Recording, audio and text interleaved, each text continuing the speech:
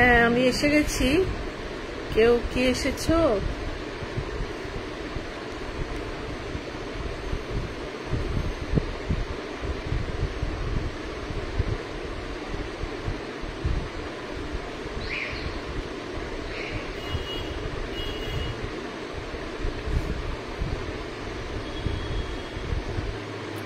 কিছু শো করছে না, এখনো পর্যন্ত কেউ আসেনি মনে হচ্ছে।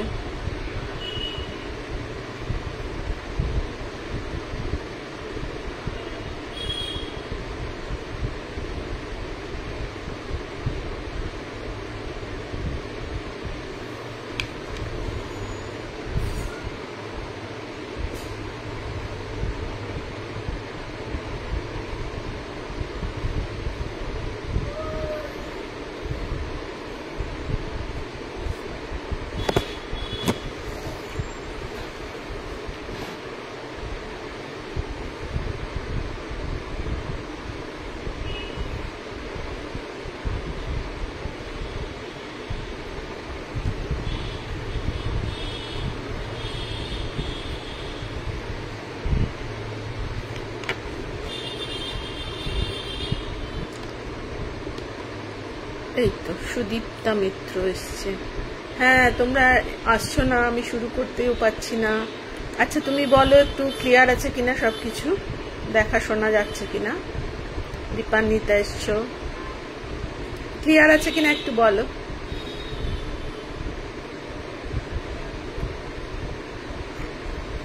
ঠিকঠাক দেখা শোনা যাচ্ছে?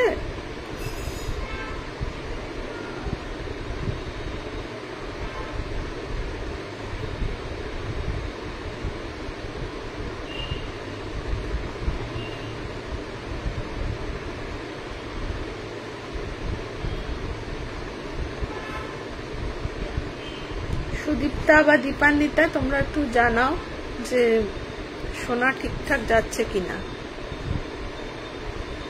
এখানে, মানে। আচ্ছা আচ্ছা, অল ক্লিয়ার। সব কেমন আছো?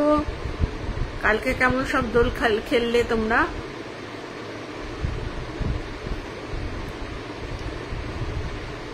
সাউন্ড আসছে আমার মনে হয় পাখার সাউন্ড, কিন্তু পাখা বন্ধ করে না করতে পারবো না। তার জন্য কি কথা কেটে যাচ্ছে সেটা বলো, তাহলে পাখা বন্ধ করে দেবো।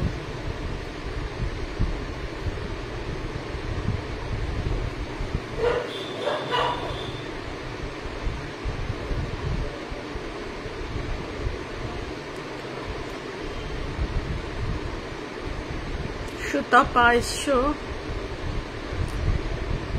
এসে এসো সবাই। অরিজিৎ এসছে। হ্যাঁ, সবাই ভালো আছো আশা করি। কালকে খুব ভালো করে দোল খেলেছো নিশ্চয়ই। রঙের উৎসব গেল কাল। সবাইকে আমার শুভেচ্ছা, দোলের শুভেচ্ছা জানাই। আজকেও হোলি ছিল। ঠিক আছে, সবাই আস্তে আস্তে জয়েন করে যাক, আমি শুরু করে দিচ্ছি। কেমন একটা সাউন্ড আসছে বলছিলে দীপান্বিতা, কিন্তু এমনিতে ক্লিয়ার কিনা, আমার কথাগুলো শুনতে পাচ্ছ কিনা সেটা একটুখানি যদি জানাতে, তাহলে। আচ্ছা, শোনা যাচ্ছে। হ্যাঁ, যা গরম পড়ে গেল হঠাৎ করে না। ঠিক আছে, তো আজকে আমি প্রতিদিন যেমন তোমাদের রাম ঠাকুরের কথা শোনাই, সেরকম রাম ঠাকুরের কথা দিয়েই শুরু করছি। কেমন? হ্যাঁ, তো ঠাকুরের একজন শিষ্য ছিলেন। অনেকদিন আগের ঘটনা এটা, যখন বাংলাদেশে তখন ওই দ্বিতীয় বিশ্বযুদ্ধের সময়টা, দ্বিতীয় বিশ্বযুদ্ধের সময় তো সাংঘাতিক অবস্থা চলছিল পুরো দেশ জুড়ে। এদিকে বিরাট অরাজকতা, তার মধ্যে হিন্দু মুসলিমদের মধ্যে একটা রায়ট বাঁধিয়ে দেওয়ার চেষ্টা করা হয়েছিল, এবং রায়ট বেঁধেও গেছিল। মানে নৃশংসভাবে হিন্দুরা মুসলিমদের, মুসলিমরা হিন্দুদের মারামারি করে, কাটাকাটি করে সাংঘাতিক অবস্থা হয়েছিল। হ্যাঁ, আনন্দ করেছে, খুব ভালো লাগলো শুনে।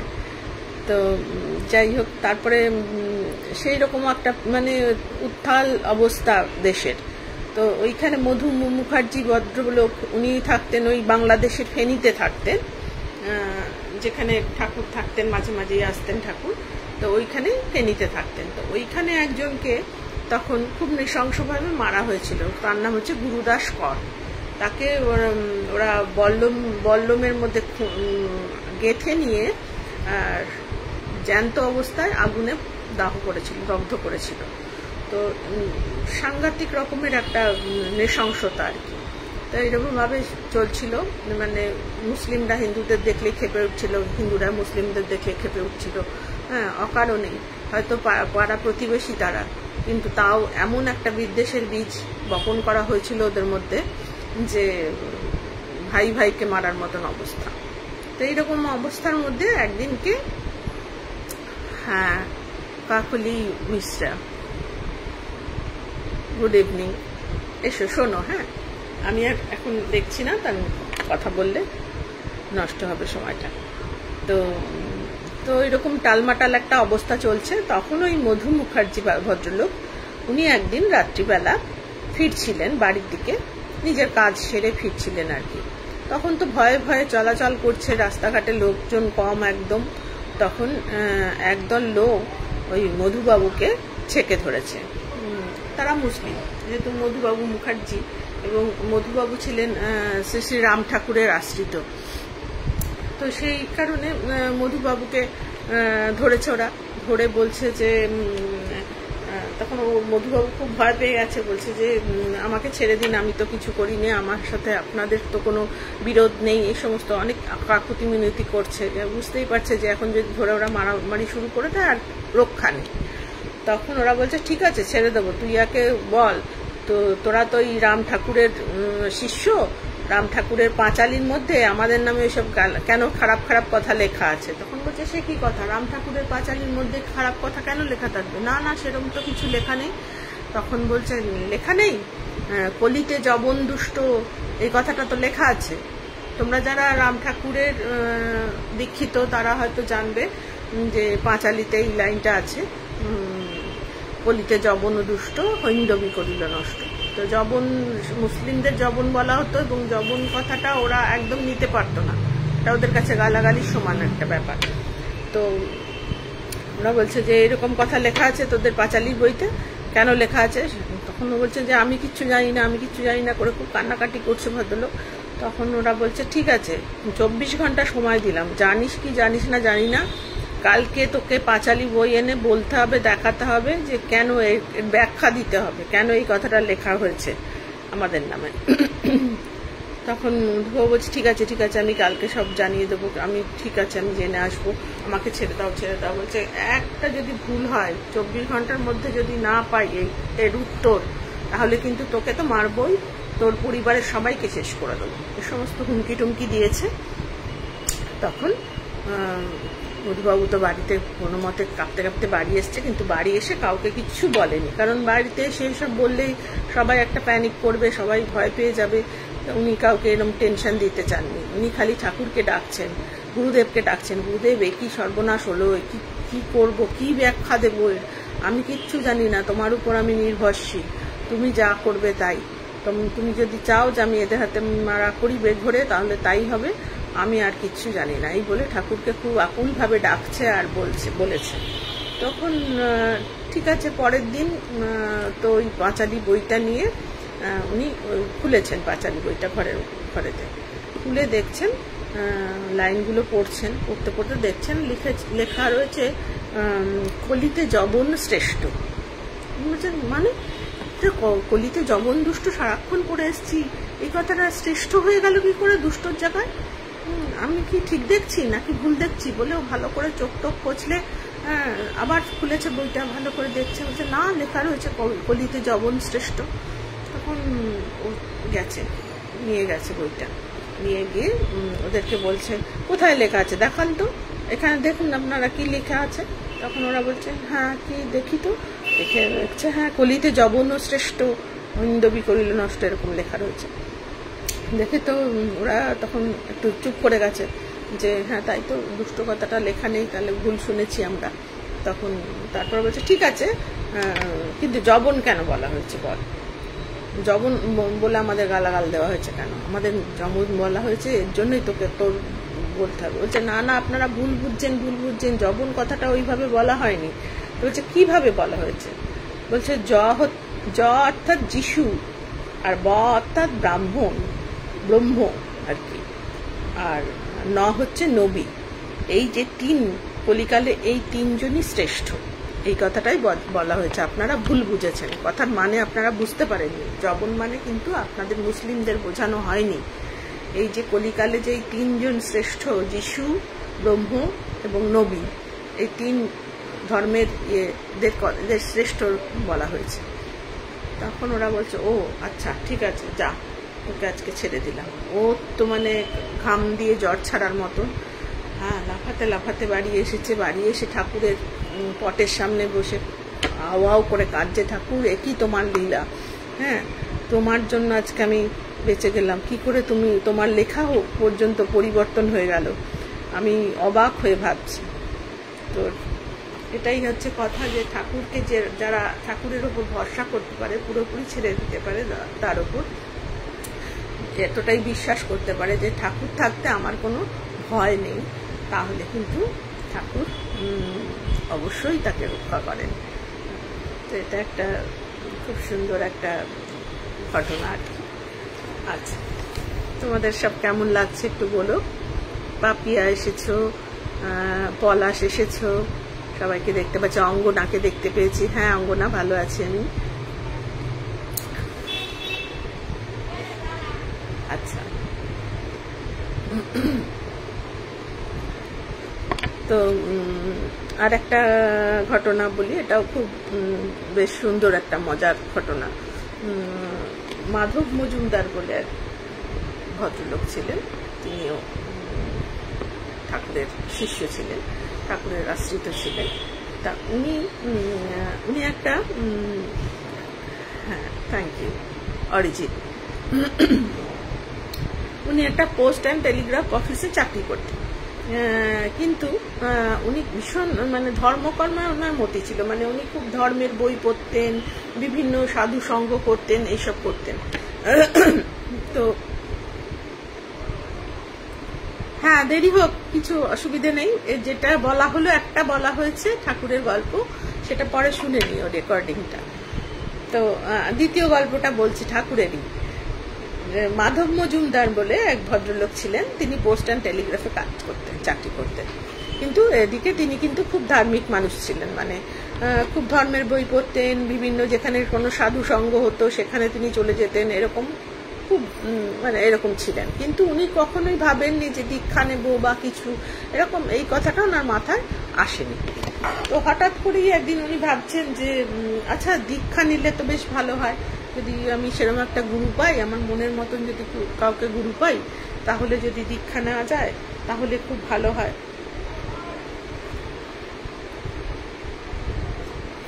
তো এই ভেবে উনি তখন গুরুর খোঁজ করতে লাগলেন, মানে সবাইকে জিজ্ঞাসাবাদ করতে লাগলেন, আচ্ছা কাকে কে কিরকম ভালো গুরু, কে সদ্গুরু, হ্যাঁ এরকম মানে খোঁজ খবর চলতে লাগলো, ওনার চালাতে লাগলেন। তো সবাই বলছে যে ঠিক আছে, এখানে একজন হরনাথ বাবু বলে একজন ইয়ে আছেন, সাধু লোক আছেন, তার কাছে অনেকেই দীক্ষা টিক্ষা নিয়েছে, তার কথা বলা হয়েছে যে আপনি একবার গিয়ে দেখতে পারেন ওনার কাছে, উনি তো দীক্ষা দেন, সবাই তো দীক্ষা নেয়, নিশ্চয়ই ভালোই হবে।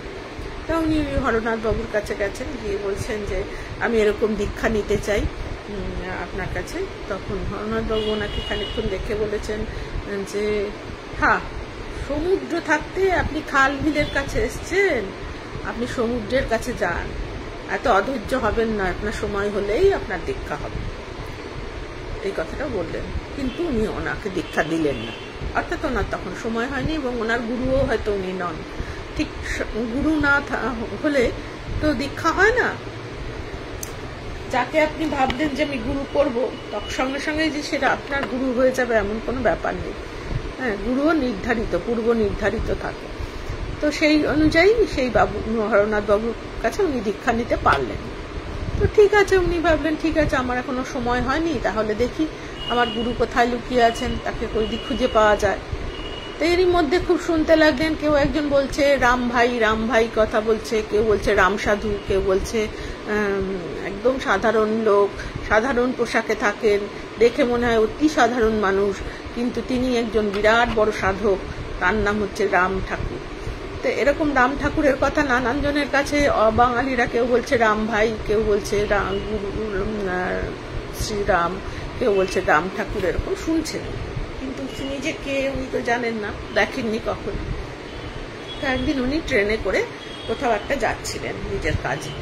তো ট্রেনে ওঠার পর উনি দেখলেন এক ভদ্রলোক ওনার সামনের বেঞ্চটাতে বসে আছে, মানে সিটটাতে বসে আছেন।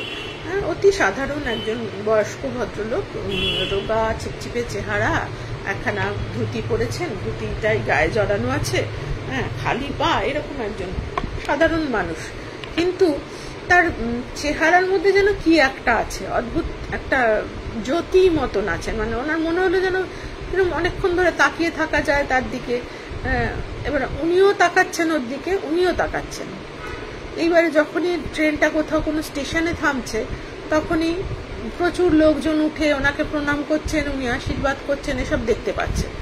তো ভাবছে যে কে, ও কিন্তু একবারও মানে ওনার সাথে আলাপ করার চেষ্টা করেনি বা জিজ্ঞাসাও করেনি আপনি কে, কি ব্যাপার, কি বৃত্তান্ত, কাউকেই জিজ্ঞাসা করেনি। কিন্তু ওর মনে হচ্ছে যেন কিরকম একটা ভালো লাগা কাজ করছে আর কি।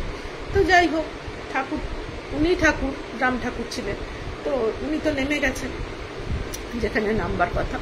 তারপরে ভদ্রলোকও নেমেছে ওনার যেখানে যাওয়ার কথা, সেখানে যাওয়ার পরে ওনার মনে হচ্ছে যে ওনাকে আমি একবারও জিজ্ঞাসা করলাম না উনি কে, এরকম মানে কেন এরকম করলাম, আমি তো একটু জিজ্ঞাসা করতে জানতে পারতাম উনি কে, নিশ্চয়ই কোনো ভালো মানুষই হবেন, নইলে এত লোক, এইরকম একটা সাধারণ মানুষকে এত এসে প্রত্যেকটা স্টেশনে এসে এত লোক একে প্রণাম করছে কেন, আমারই ভুল হলো, আমি কেন ওনার সাথে একটু আলাপ করলাম না।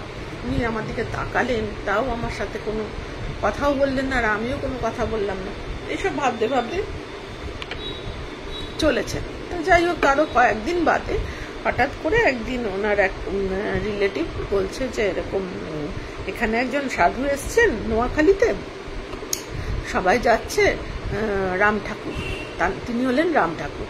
তখন বলছে তাই নাকি, আমি তাহলে যাব, আমি ওনার সাথে দেখা করতে যাব। তো তখন বলছে ঠিক আছে যেও। তো উনি তো তখন গেছেন, গিয়ে দেখছেন সেই ট্রেনের মধ্যে দেখা সেই অতি সাধারণ একজন ভদ্রলোক, তিনিই রাম ঠাকুর। যে হায় ভগবান, সেদিন আমি কেন করিনি বলে গিয়ে, তো যাই হোক করেছেন। তারপরে আস্তে আস্তে ওখানে ঠাকুরের কাছে দীক্ষিত হয়েছেন, দীক্ষা নিয়েছেন। তো ঠাকুরকে একদিন বলেছেন, ঠাকুর আপনি আমার বাড়ি একদিন আসুন, অনেক অনুরোধ করেছে ঠাকুরকে। ঠাকুর বলছে ঠিক আছে যান, ঠিক আছে যান।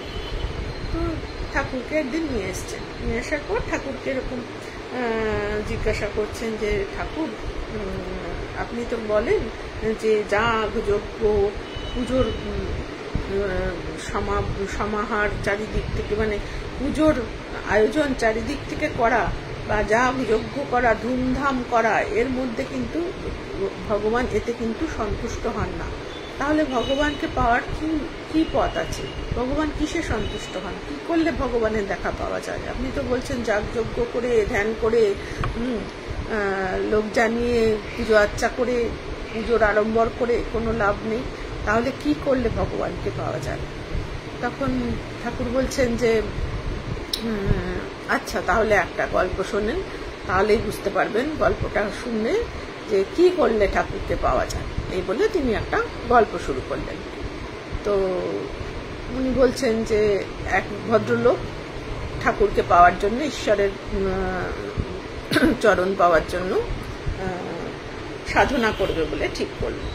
সাধনা করবার জন্য সে তো চলে গেল অনেক দূরে, সেই পাহাড়ের কোনো একটা, হিমালয়ের কোনো একটা জায়গায়, সেখানে গিয়ে সে বসলো যে সাধনা করব, আমি যেভাবে পারি সাধনা করে ঠাকুরের দেখা পাবো। তো উনি সাধনা করছেন, দিনের পর দিন, রাতের পর রাত যায়, উনি ওই রকমভাবে ধ্যানে বসে আছেন, অনেক দিন কেটে গেছে, কিন্তু উনি তো ঈশ্বরের দেখা তখনও পাননি। তো এরই মধ্যে একদিন সামনে দিয়ে নারদ মুনি যাচ্ছিলেন। তো গান গাইতে গাইতে ওই বাজাতে বাজাতে নারদ মুনি যাচ্ছেন, বীণা বাজাতে বাজাতে। তখন বলছেন যে আপনি কে যাচ্ছেন, কে আপনি কে? তখন বলছে আমি নারদ। তখন বলছে আপনি কোথায় যাচ্ছেন? প্রভু আপনি কোথায় যাচ্ছেন? বলছে আমি বৈকুণ্ঠে যাচ্ছি প্রভুর সাথে দেখা করতে, প্রভুর পদধূলি নিতে যাচ্ছি। তখন বলছে ও তাহলে আপনি একটা কথা বলবেন, প্রভুকে গিয়ে জিজ্ঞেস করবেন আমার নাম অমুক, একটা নাম বলেছেন ওনার, গিয়ে বলবেন আমার আর কতদিন লাগবে, আমি আর কতদিন ধরে সাধনা করলে ওনার দেখা পাবো, ওনার পদাশ্রিত হব। তখন বলছে আচ্ছা ঠিক আছে বলে দেবো, নারদ মুনি বলেছেন। তখন নারদ মুনি আবার যাচ্ছেন যাচ্ছেন যাচ্ছেন, দেখেন একটা পাগল, পাগল মানে সে গাঁজা খাওয়া মাতাল, বদ্ধ মাতাল টাইপের একটা পাগল টাইপের লোক। সেই লোকটা নাচতে নাচতে নাচতে নাচতে এসে বলছে ও নারদ মুনি আপনি কোথায় যাচ্ছেন? তখন বলছে যে ওই বৈকুণ্ঠে যাচ্ছি। তখন বলছে যে বৈকুণ্ঠে যাচ্ছেন, তাহলে গিয়ে প্রভুকে একটা কথা জিজ্ঞাসা করবেন। তখন বলছে কি কথা? বলে সাধন ভজন পূজন বিনা গাঁজা আমার ভিজবে কিনা। ও তো গাঁজা খায়, সবসময় গাঁজা খাচ্ছে, খাচ্ছে, নেশা করছে, ওর কথা গাঁজা, গাঁজা ভেজা মানে ঠাকুরের দেখা পাওয়া। তো উনি বলছেন সাধন ভজন পূজন বিনা গাঁজা আমার ভিজবে কিনা একবার জিজ্ঞাসা করবেন আপনি ঠাকুরকে। বলছে আচ্ছা ঠিক আছে করবেন বলে চলে গেছেন। নারদ মুনি গিয়ে ঠাকুরের মানে কাছে গেছেন, কৃষ্ণের কাছে গেছেন। যাওয়ার পরে তখন শ্রীকৃষ্ণকে গিয়ে বলেছেন যে এরকম একজন তপস্বী মানুষ, সে অনেক দিন ধরে সাধনা করছে আপনার পায়ে, আপনার দেখা পাবে বলে। তখন বলছে কে বলো তো, কি নাম? তখন নাম বলেছে, বলছে অনেক ভেবে চিনতে ঠাকুরের কিছুই মনে পড়ছে না, এই নামের কোনো ভক্ত ওনার আছে কিনা। হ্যাঁ, উনি বলছেন যে এই নামের কাউকে তো আমার মনে পড়ছে না গো। আচ্ছা ঠিক আছে দাঁড়াও দেখছি। তারপরে খানিকক্ষণ বাদে বলছেন যে হ্যাঁ বুঝতে পেরেছি, কিন্তু ওর তো কিছু এখনো হয়নি, ওর এখন অনেক বাকি। ওইভাবে পুজো করলে, ওইভাবে করলে কি হয়? ওইভাবে ডাকলে হয় না, ও আমার ভক্ত নয়। ওর বাইরেটাই ও সবাইকে দেখে বলে বেড়াবে যে আমি সাধনা করেছি, সাধনা করেছি, আমি অনেক বছর ধরে সাধনা করে এই জায়গায় এসেছি, ওই কারণে ও সাধন ভজন করছে, ওর এখন অনেক দিন। তো বলো আচ্ছা। আর একজন আছেন, আরেকজন পাগল এই কথা বলেছে আপনাকে, সাধন ভজন পূজন বিনা গাঁজা আমার ভিজবে কিনা। বলছে আরে কার কথা বলছো? শান্তিরামের কথা বলছো? ঠাকুর বলছে আপনি ওকে চেনেন? বলছে চিনবো না, ওর মতো বড় ভক্ত তো আর নেই, ও তো সারাদিন আমারই ডাকে। তো বলছে ওর হয়ে এসছে, ওর সময় হয়ে এসছে, আমি ওকে দেখা দেবো। তো তখন উনি আস্তে আস্তে নারদ মুনি যখন ফিরছেন তখন দেখা হয়েছে এর সাথে, ওই তপস্বী মানুষটার সাথে দেখা হয়েছে। তো উনি বলছেন যে আপনি বলেছেন, ঠাকুরকে বলেছেন যে আমার কবে হবে দেখা? তখন বলছে যে হ্যাঁ আপনার কথা তো বলেছি, কিন্তু উনি বলেছেন যে আপনার এখনো সময় হয়নি, আপনার এখন অনেক দেরি, ঢের দেরি। তখন হ্যাঁ হতেই পারে না, আপনি কি দেখেছেন, কি বলেছেন আপনি জানিনি, আপনি আমার কথা বলেনি, আমি এত বছর ধরে সাধনা করছি, আমার এখনো অনেক দেরি, হতেই পারে না, আপনি বোধহয় জাননি ওনার কাছে। আপনি যখন গেছিলেন প্রভু তখন কি করছিলেন? তখন বলছে শুনবেন কি করছিলেন, বিশ্বাস হবে? বলছে বলুন না আপনি কি করছিলেন। বলছে বাঁ হাতে একটা সূচ নিয়েছিলেন ঠাকুর নারায়ণ, হাতে একটা বাঁ হাতে সূচ, আর ডান হাতে একটা হাতি, বড় হাতি নিয়েছিলেন। সেই হাতিটাকে উনি ঘুরিয়ে ঘুরিয়ে ঘুরিয়ে ঘুরিয়ে তারপর ওই সূচের ফুটোটা দিয়ে হাতিটাকে ঢোকাচ্ছিলেন আর বার করছিলেন। বলছে আপনি কি বলুন তো বসাই, এটা কখনো সম্ভব? একটা হাতিকে সূচের ফুটো দিয়ে ঢোকাচ্ছে বার করতে, মানে আপনি পুরো মানে আপনি ঠিক নেই, আপনি নিশ্চয়ই নেশা পেশা করেছেন, কিচ্ছু দেখেননি, আপনি ভুলভাল কথা বলছেন। বলছে ঠিক আছে তাহলে তাই বলে উনি তো আবার বীণা বাজাতে বাজাতে চলেছেন। আর সেই শান্তিরামের সাথে দেখা। শান্তিরাম বলছে কি ঠাকুর কি বললেন? আরে শান্তিরাম, শান্তিরাম তোমার তো সময় হয়ে গেছে, ঠাকুর বলেছেন তুমি খুব বড় ভক্ত না, আমাকে শিগগিরই দেখা দেবেন। তখন শান্তিরাম নাচছে আর বলছে শান্তিরাম তুই বগল বাজা, গোলকে তোর ভিজছে গাজা, শান্তিরাম তুই বগল বাজা, গোলকে তোর ভিজছে গাজা। তো তার মানে বুঝতে পেরেছেন? ঠাকুর তখন বলছেন যে কি করলে যাগ যজ্ঞ না করেও ঈশ্বরের দেখা পাওয়া যায়। তারপরে শান্তিরাম জিজ্ঞেস করেছে যে আচ্ছা শান্তিরাম বলো তো, শান্তিরামকে বলেছে যে আচ্ছা প্রভু হাতে একটা ছুঁচ নিয়ে আর এক হাতে একটা হাতিকে নিয়ে ওই ছুঁচের ভেতর দিয়ে গলাচ্ছেন আর বার করছেন, এটা কি করে সম্ভব, এটা কি সম্ভব? তখন বলছে কি যে বলেন আপনি, এটা না সম্ভব হবার কি আছে, যার অঙ্গুলি হেলনে সারা বিশ্ব চলছে সে একটা সূচের ফুটো দিয়ে একটা হাতিকে গলাতে পারবে না, এও কখনো সম্ভব? মানে কতটা ঈশ্বরের প্রতি ডেডিকেটেড থাকলে, কতটা মানে বিশ্বাস থাকলে এইরকম কথাটাকে মানে অবহেলায় মানে বিশ্বাস করেন আর কি। এই বিশ্বাস থেকেই ঈশ্বর প্রাপ্তি হয়, এটাই আসল কথা। আমরা তো সবকিছু নিজের নিজের আমার আমার করেই মরলাম। নিজের বিপদ হলে ভাবি যে আমার বিপদ হয়েছে, বিপদ থেকে কিভাবে উদ্ধার পাবো, কি করে কি হবে, কিন্তু এটা ভাবি না যে যিনি বিপদ দিয়েছেন তিনি সেই বিপদ থেকে রক্ষা করবেন, তিনি তার পথ দেখিয়ে দেবেন। এই বিশ্বাসটা নিয়ে যদি আমরা চলতে পারি তাহলে কোনো কিছুই আর কিছু হয় না। তো এই ছিল দুটো ঘটনা আজকে ঠাকুরের। এবার হ্যাঁ পৃথা এসেছো, আমি দেখতে পেয়েছি, আমি গল্পের মাঝখানে তোমাকে সাড়া দিইনি। ঠিক আছে, তো এরপরে আমি চলে যাই তোমাদের কাছে ওই ভৌতিক গল্প নিয়ে।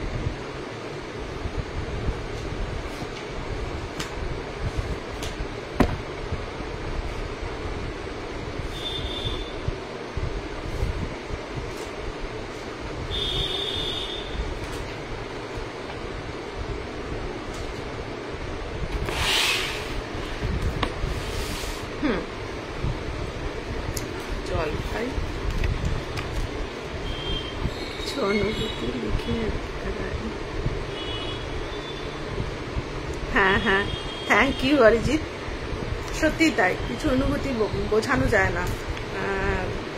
মানে যত ঠাকুরের কথা পড়ি বা শুনি মানে অবাক হতে হয়, আর মানে তখন নিজেকেও মনে হয় যে কিছুই পারলাম না, কিছুই করলাম না জীবনে। এখনো সেই নির্ভরতা তো এলো না, এখনো তো আসেনি, কবে আসবে জানি না। এতটা যদি নির্ভর করতে পারতাম তাহলে হয়তো জীবনে আর কোনো জটিলতাই থাকতো না।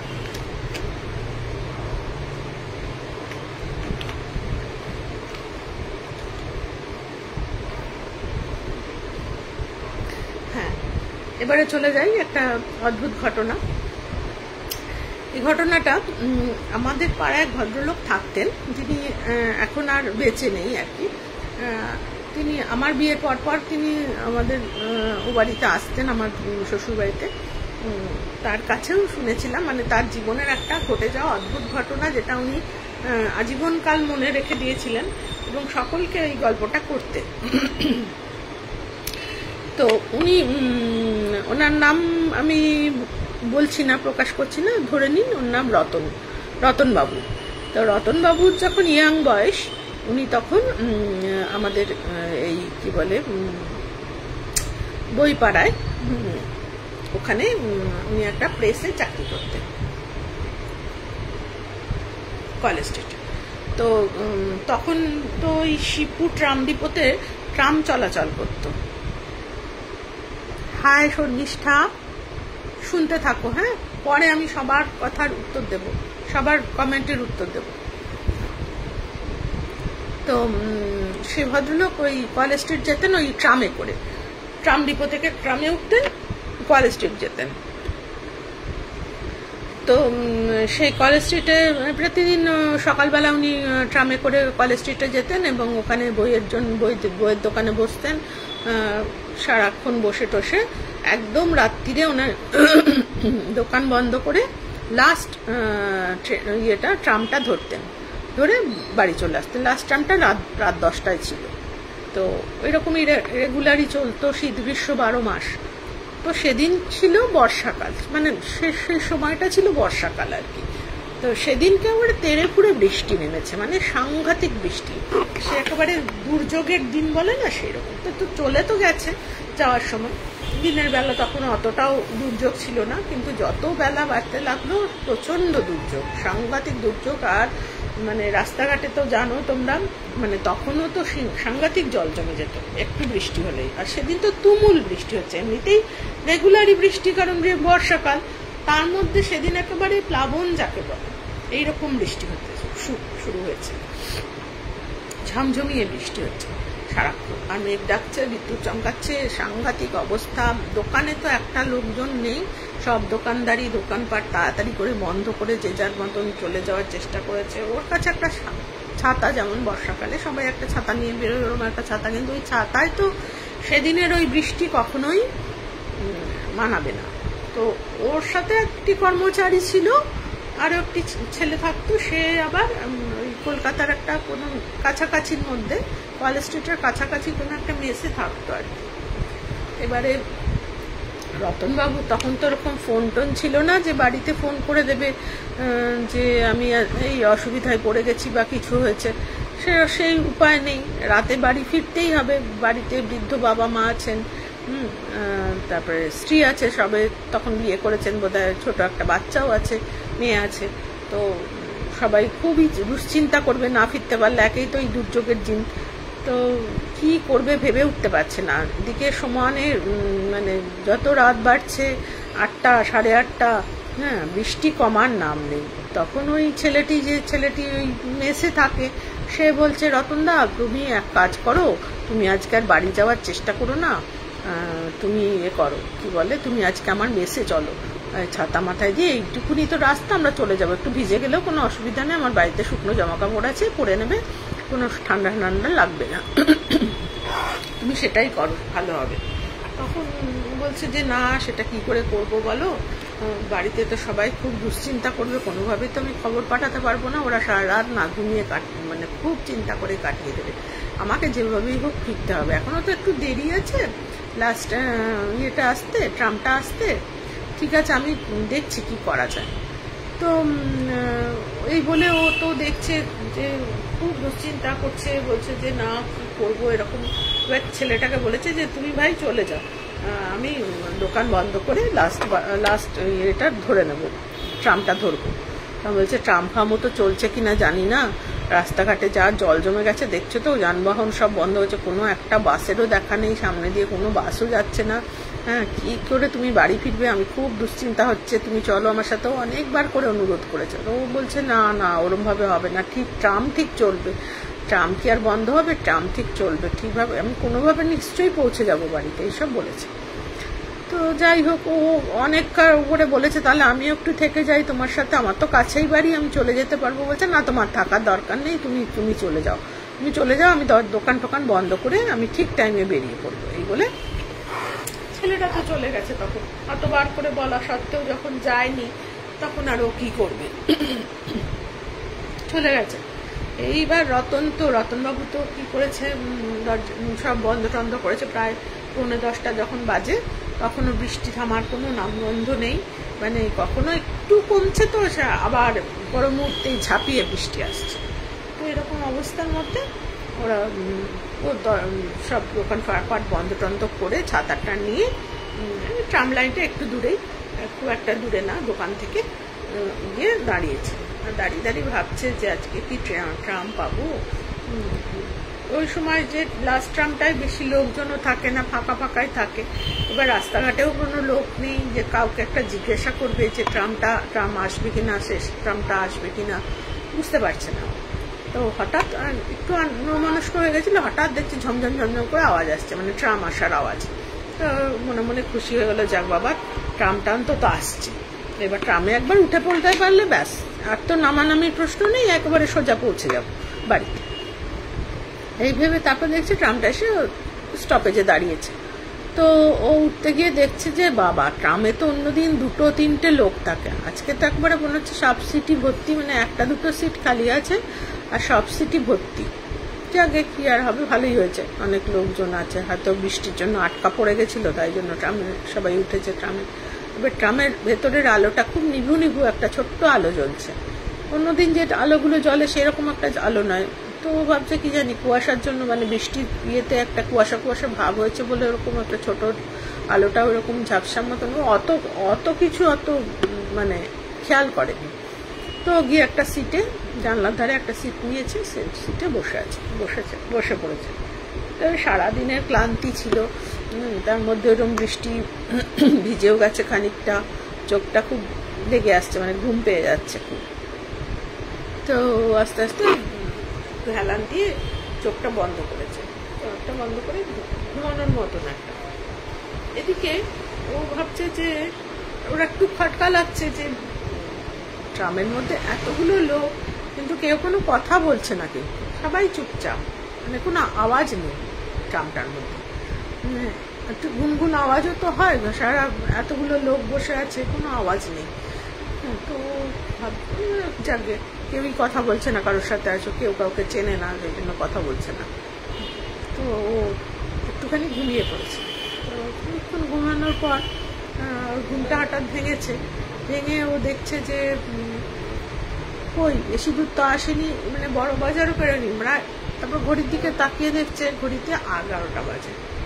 ও তখন অদ্ভুত লেগেছে যে 11টা বাজে এখনো বড় বাজার পেরোলো না ট্রামটা, কি ব্যাপার হলো। তো একবার বলছে চেয়েছে যে ও কন্ডাক্টর ভাই, হ্যাঁ কি ব্যাপার হলো বলো তো, ট্রাম কি দাঁড়িয়ে গেছিল কোথাও? এখন 1 ঘন্টা হয়ে গেল, এখনো বড় বাজার পেরোলো না, এর মধ্যে তো পৌঁছে যাওয়ার কথা আমার। তো হঠাৎ দেখছি পেছন থেকে হা হা হা হা হা হা করে একটা অট্টহাসির মতন অনেকে মিলে হাসছে। না ও না একটু চমকে তাকিয়েছে পেছন দিকে তাকিয়ে ও দেখছে যে কেউ যেন মানুষ নয়, সকলে কিরম একটা সাদা মুড়ি দিয়ে বসে আছে, আর মুখের জায়গাটা কিরম অন্ধকার মতো, কারোর মুখ দেখা যাচ্ছে না। ও তখনও ভাবছে যে অন্ধকার বলে বোধ হয় নাকি। বলছে কি হলো, কন্ডাক্টর যে ছিল সে তাকেও বলছে কি হলো, আপনি কোনো উত্তর দিচ্ছেন না যে, এতক্ষণ দেরি লাগছে কেন? ট্রামটা চলছে তো ওইদিকে দেখছি, তাহলে এতক্ষণ লাগার তো কথা নয়, কি ব্যাপার হয়েছে বলুন তো। ও তো নিজের মতো, আর পেছন থেকে এরকম একটা অদ্ভুত অট্টহাসি করতে করতে আরো খানিকক্ষণ, 1/2 ঘন্টা মতো কেটেছে।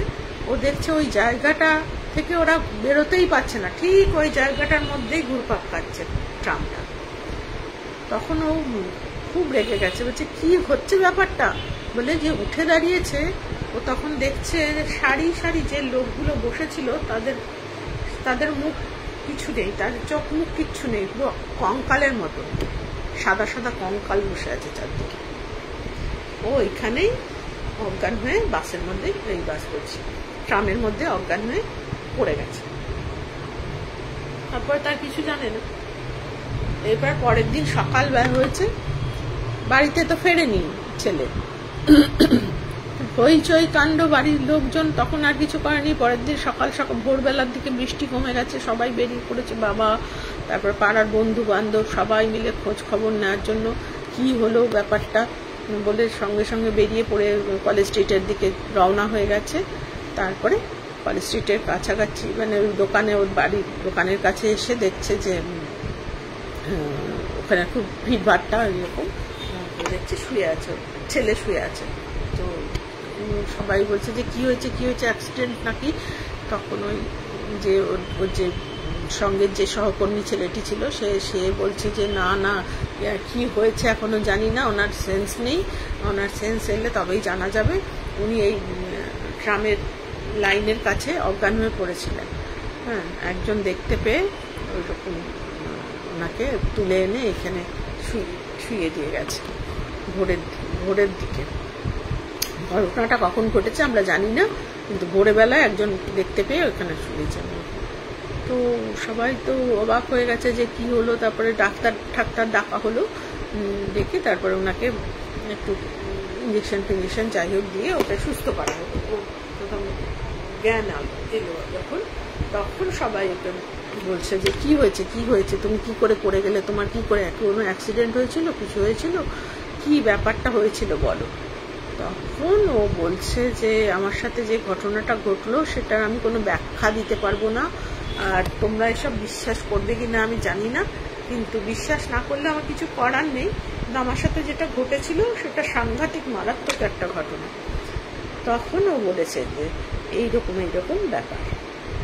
তারপরে শোনা গেল যে ওইখানে নাকি একটা ট্রাম, বহু বছর আগে একটা ট্রাম মানে এরকম লোকজন শুদ্ধ ট্রাম, কোনো একটা অ্যাক্সিডেন্ট হয়েছিল, মানে কিছু একটা শর্ট সার্কিট হয়ে আগুনে পড়ে গেছিল বা এরকম একটা কিছু দুর্ঘটনা ঘটেছিল ওই ট্রাম। তো কখনো সখনো বহু বছর বাদে বাদে এরকম একটা ঘটনার পুনরাবৃত্তি হয়। তো সেই দিনটাও হয়তো সেই ক্ষণটা পড়ে গেছিল, যার জন্য ওর সাথে এই ঘটনাটা ঘটে গেছিল। তো সেই থেকে মানে প্রচণ্ড ট্রমায় চলে গেছিল, বেশ কিছুদিন অসুস্থ ছিল ভদ্রলোক। তাই উনি বলছিলেন যে তারপরে তো আমি ওই চাকরিটা ছেড়েই দিয়েছিলাম, পরে অন্য জায়গায় আবার কাজ নেই। কিন্তু ওই যে ভয়াবহ অভিজ্ঞতা, মানুষ বলে যে ভূত বা শরীরী বলে কিছু হয় না, অনেকে মানে এগুলো সব গল্প কথা, কিন্তু আমার জীবনে যেটা ঘটেছিল সেটাকে আমি এর কি ব্যাখ্যা দেবো? এটা কি গল্প, নাকি আমি হ্যালুসিনেট করেছিলাম, না কি হয়েছিল সেদিন রাত্রিরে আমার সাথে? তো এটা একটা বিশাল একটা ভয়ঙ্কর ঘটনা আমার সাথে ঘটে গেছিল।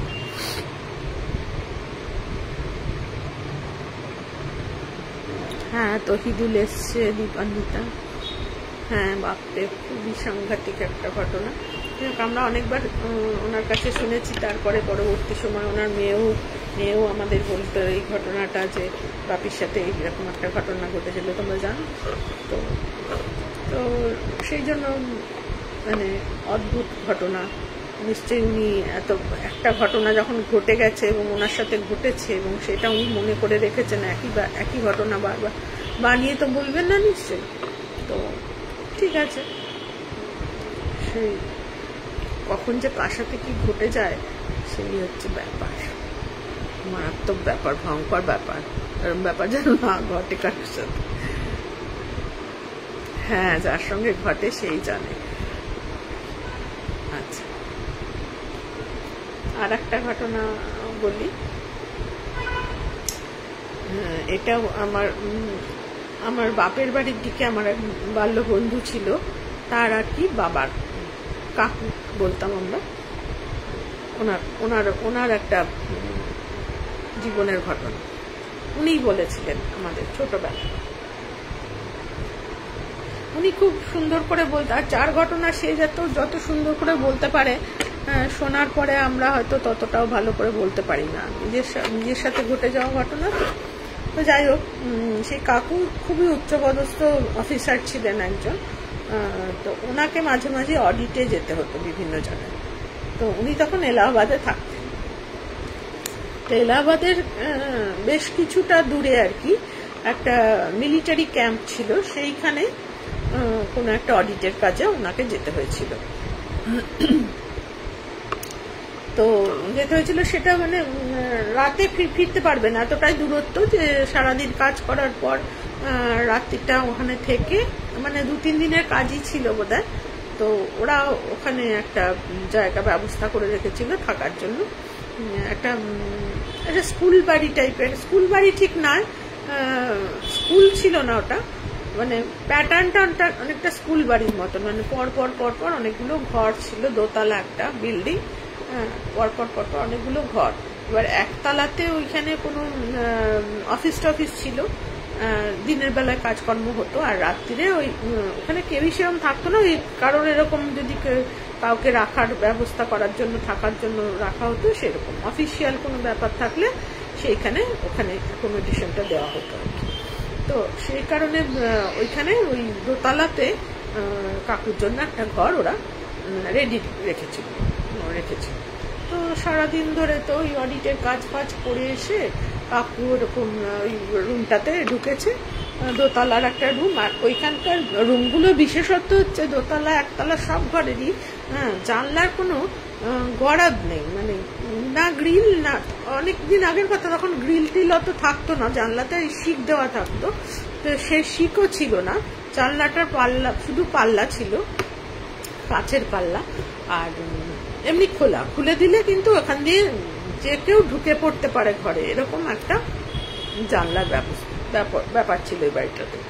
তো যাই হোক, যেহেতু ওখানে ওই মিলিটারি বেল্ট, ওখানে তো চোর ছাঁচার ব্যাপারটা ছিল না, চুরি ছাঁচড়ামি হতো না, ছিচকে চোর এসে ঢুকে পড়লো এরকম ব্যাপারটা ছিল না। তো যাই হোক, কিন্তু যেহেতু আমরা অভ্যস্ত নই এরকম জায়গায় থেকে, কাকু অভ্যস্ত না, সেই জন্য কাকুর একটু অস্বস্তি হচ্ছিল যে জানলাটা এরকম খোলা, তো যদিও গরমকাল ছিল, জানলা খুলে রাখলেই ভালো হাওয়া টাওয়া আসবে। তখন তো এরকম এসি টেসির ব্যবস্থা ছিল না, পাখা চলতো, আর মানে পাখা ছিল আর জানলা খুলেই মানুষজন শুয়ে পড়তো।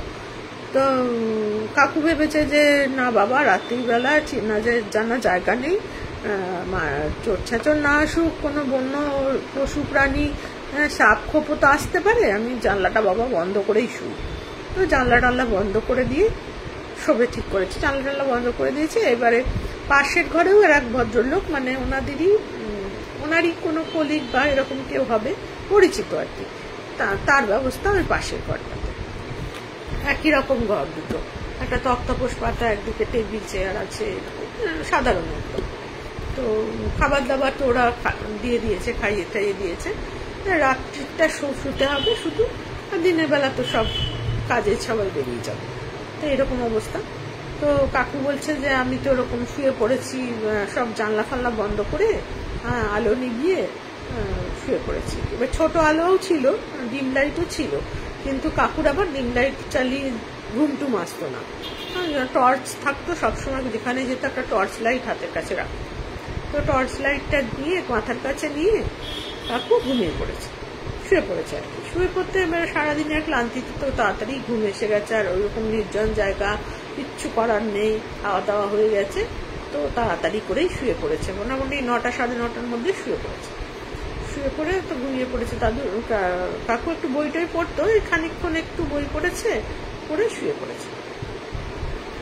শোয়ার পর বেশ কিছুক্ষণ ঘুমিয়ে পড়েছিল ভালো রকমই। হঠাৎ কেমন একটা অস্বস্তি হচ্ছে, অস্বস্তি বলতে মনে হচ্ছে যেন ঘরের মধ্যে কেউ একটা হাঁটাচলা করছে, এরকম লাগছে। তো হচ্ছে কি হতে পারে, আমি তো সমস্ত জানলা দরজা বন্ধ করেছি, ঘরের মধ্যে কিছু তো হাঁটাচলা করার কোনো কথা নেই, চোরপোট তো এখানে ঢোকার কোনোই কথা নেই। তো ভালো করে দেখছে যে জানলা দিয়ে একটুখানি চাঁদের হাফছা আলো আসছে, বোঝা যাচ্ছে জানলা বন্ধ, পুরো ঘরের দরজাটাও বন্ধ, তাহলে কি হতে পারে। তখন তাও টর্চটা জ্বালিয়ে চারিদিকে ঘোরাচ্ছে যে কি জানি কি কিছু ঢুকলো নাকি, না দেখছে না কিচ্ছু না, ঘরের মধ্যে কিছুই নেই, যেমনকার তেমনই আছে বলে আবার ঘুমিয়ে পড়েছে। ঘুমিয়ে বেশ কিছুক্ষণ, ঘুমানোর 1 ঘন্টা মতন ঘুমিয়েছে। ঘুমানোর পর আবার বলছে যে তখন মনে হচ্ছে যে আমি এক পাশ ফিরে শুয়েছিলাম, আমি মানে দেওয়ালের দিকে পাশ ফিরে শুয়েছিলাম, আর যে পাশটা মানে যে দিকটায় পাশ ফেরেনি সেই দিকটাতে খানিকটা জায়গা থাকে, এক পাশ ফিরলে তো এই দিকটা অনেকটা জায়গা থাকে, সেই জায়গাটার মধ্যে কেউ এসে যেন বসেছে। কেউ একজন বিছানার উপর চাপ দিয়ে বসলে যেরকম একটা ভার হয়, যেমন একটু স্লাইড একটুখানি খাটটা কেঁপে ওঠে, ঠিক ওই রকম একটা ফিলিং হলো। তো এবার কি হলো, মানে কে কি ব্যাপার এরকম, মানে আমার পাশে এসে কে বসতে পারে, মানে তখন একটু ভয় ভয় করছে। আর এই সময়টা মনে হচ্ছে প্রচন্ড ঘরটা ঠান্ডা হয়ে গেছে, মানে কনকনে শীত করছে, মানে এসি চালালে যেরকম প্রচন্ড জোরে এসি চালিয়ে দিয়ে যেরকম একটা ঠান্ডা হয়ে যায়, সেই রকম। কি ব্যাপার হলো, তো ঠান্ডা লাগছে কেন, শীত করছে কেন, আর এরকম কে যেন মনে হলো ভার মতো, বলে তাড়াতাড়ি করে মানে ফিরতে পারছে না, অদ্ভুত একটা হাত পাগুলো যেন জমে গেছে, এরকম একটা ফিলিংস হচ্ছে, যে হাত বাড়িয়ে মাথার কাছ থেকে টর্চটা নেবে সেটুকুও পারছে না। এরকম ভাবতে ভাবতে টর্চটা নেবো এক্ষুনি নেবো, এরকম পাশ ফিরে উঠবো এরকম করছে। এমন সময় মনে হলো যেন হালকা হয়ে গেল খাটে, আর কোনো চাপ নেই, মানে কেউ উঠে পড়লে যেমন হালকা হয়ে যায় সেরকম কেউ একটা উঠে পড়লো খাটতে, এবং একটা কানের কাছে একটা ফিস ফিস করে আওয়াজ, না এটা না এই ঘরটা না, এরকম একটা শব্দ শুনতে পেল।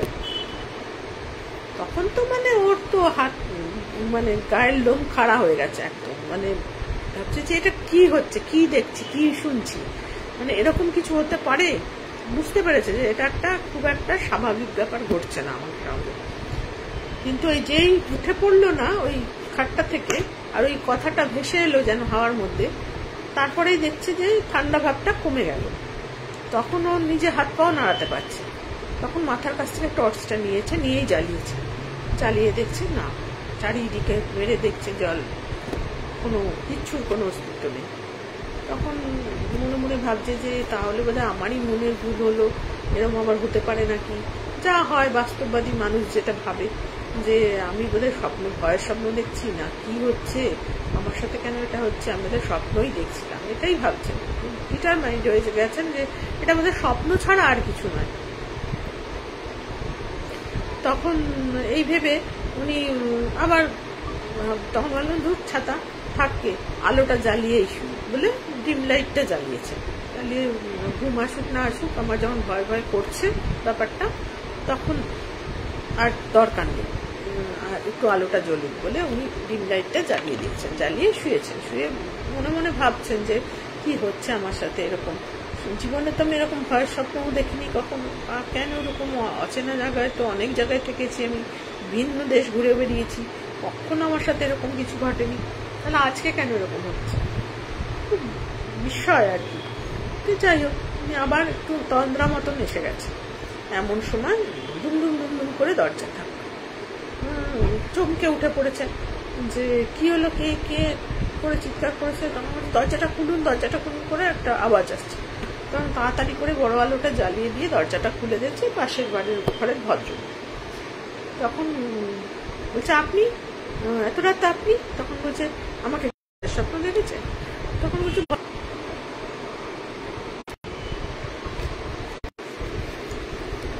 নেটের খুব গন্ডগোল চলছে, তো যাই হোক, যেই অব্দি এসেছিলাম, ভদ্রলোক ওরকম কড়া নেড়ে ঘরে ঢুকে গলা শুকিয়ে গেছে, বলছে শিগগিরই আমাকে একটু জল খাওয়া।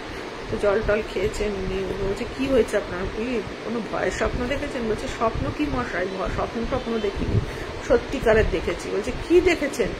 বলছে আমার বিছানার, আমি ঘুমিয়ে পড়েছিলাম, হঠাৎ আমাকে একজন ঠেলা মারতে শুরু করলো, এই ওঠো ওঠো, আমার বিছানায় কেন শুয়ে আছো? আমি তখন অবাক যে ঘরের দরজা বন্ধ, জানলা বন্ধ, কোথা থেকে একটা লোক এসে আমাকে ওঠো ওঠো করছে।